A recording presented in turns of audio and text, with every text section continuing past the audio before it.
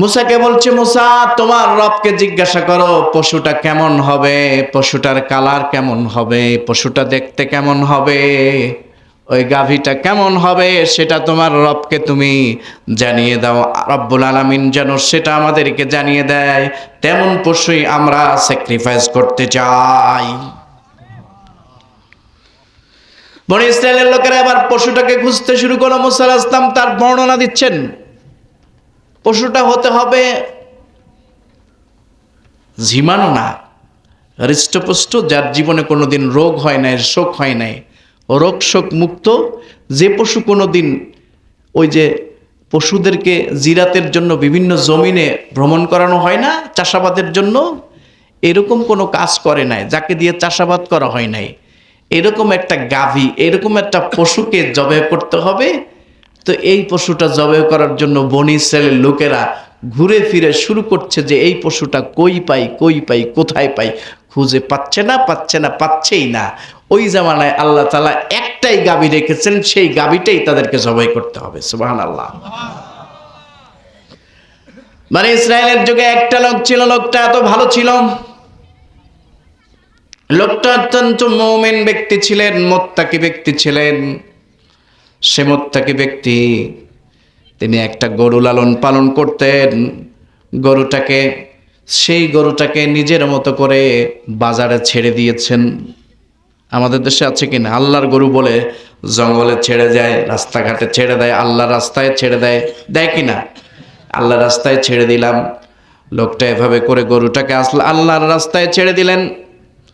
গরুটা যখন আল্লাহর রাস্তায় চলে গেল, ওই লোকটা তার স্ত্রীকে বললেন, আমাদের একটা সন্তান আছে, কোনো কারণে যদি আল্লাহ রাব্বুল আলামিন আমাকে ডাক দেয়, আল্লাহর ডাকে সাড়া দিয়ে যদি চলে যাই আমি, তাহলে আমার সন্তানকে জানিয়ে দিও, এই গরুটা যদি কেউ টাচ করতে যায়, কেউ কোনোদিন গরুটাকে স্পর্শ করতে পারবে না। যদি কোনো ব্যক্তি গরুটাকে ধরার জন্য চেষ্টা করে, শত চেষ্টা করবে, শত সহস্র চেষ্টা করার পরেও গরুটার পেছনে দৌড়াবে, গরু কোনোদিন তার হাতে ধরা দিবে না। ওই গরুটা আমার সন্তানের হাতেই শেষ পর্যন্ত ধরা দিবে। আমার সন্তানকে পাওয়ার সাথে সাথে গরুটা তার স্পর্শ পাবে আর তার হাতে অটোমেটিক ধরা দিবে। সুবহানাল্লাহ। শুনতে মজা লাগে না খারাপ লাগে? আল্লাহর কোরআনের তাফসীর আপনারা দিয়েছেন, ওয়াজ মাহফিল, যাই হোক ওয়াজের কথাই বলি, বেশি এটা বলবো না, কারণ এটা আলেম ওলামাদের জন্য, এখানে বেশি লোক দেখা যায় আম জনতা, তা আপনাদের কথাই বলবো, কোনো সমস্যা নাই। এখন গরুটা যখন বাজারে দিয়েছে, ছেলেটাকে বলছে, মা বাবা যাও, এই গরুটা কেউ ধরতে পারবে না, তুমি ধরতে পারবে। ছেলেটা গিয়ে গরুটাকে পেয়ে গেল, গরুটাকে ধরে নিয়ে আসলো। এবার এই গরুটাকে যখন নিয়ে আসলো, মা বলছে, বাবা আমাদের খাবারের কিছুই নাই, যাও গরুটাকে বাজারে নিয়ে যাও, বাজারে গিয়ে গরুটাকে বিক্রি করবে, তবে 5টি স্বর্ণ মুদ্রার কমে তুমি বিক্রি করবে না। ছেলেটা গরুটাকে বাজারে নিয়ে গেল, বাজারে গিয়ে বিক্রি করবে। একজন আগন্তুক এসেছে, একজন ক্রেতা এসেছে। বিক্রেতার কাছে কে আসে? ক্রেতা না? আপনাদের বাজারে যারা বিক্রি করেন তাদের কাছে ক্রেতা আসে না? দোকানির কাছে তো যারা কিনতে আসে তারাই আসে, ঠিক কিনা? আমার কথা কি সবাই বুঝতে পারেন?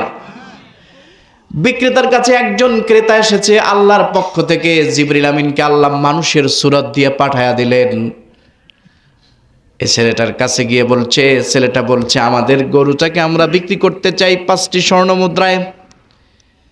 আল্লাহর ফেরেশতা জিবরিল আমিন এসে বলছেন, না, 5টি স্বর্ণ মুদ্রায় তোমার গরুটা কিনবো না, তোমার গরুটার দাম দিব 10টা স্বর্ণ মুদ্রা। এখন বাবা সন্তানকে মা শিক্ষা দিয়ে দিয়েছে, বাবা তোমার কাছে যারা গরু কিনতে আসবে তারা যে দামই বলুক না কেন, সেই দামটা আমাকে জানাবে, তারপরে গরু বিক্রি করবে। ছেলেটা একটা বিপদে পড়ছে।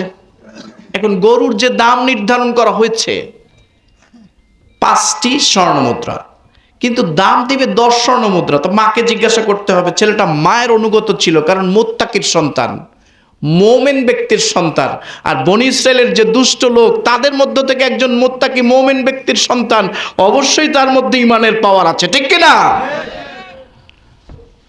এখন মায়ের কাছে গিয়ে বলছে, মা গরুটা তো আমি 5 স্বর্ণ মুদ্রায় বিক্রি করতে চেয়েছিলাম, কিন্তু গরুটা তো 10 স্বর্ণ মুদ্রা দিতে চাচ্ছে, কি করব? বলে বাবা যাও গিয়ে গরুটাকে বিক্রি করো 10 স্বর্ণ মুদ্রায়। ছেলেটা আবার চলে যায়। কিছুক্ষণ পরে জিবরিল আমিন মানুষের চূড়াতে আবার এসে বলছে, না, তোমার গরুটাকে আমি 20 স্বর্ণ মুদ্রা দিব, তুমি গরুটা বিক্রি করবে কিনা? সেটা আবার মায়ের কাছে দৌড়িয়ে গিয়ে চলছে, বলছে মা 20 স্বর্ণ মুদ্রা দিবে, এখন কি করবো? বলে যাও বাবা বিক্রি করে আসো। 20 স্বর্ণ মুদ্রায় বিক্রি করলাম, মঞ্জুর। ছেলেটা আবার চলে যায়, আবার জিজ্ঞাসা করে, সে বলে না, তোমাকে আমি 30টা স্বর্ণ মুদ্রা দিব, তুমি এটাই বিক্রি করবে কিনা? সুবহানাল্লাহ।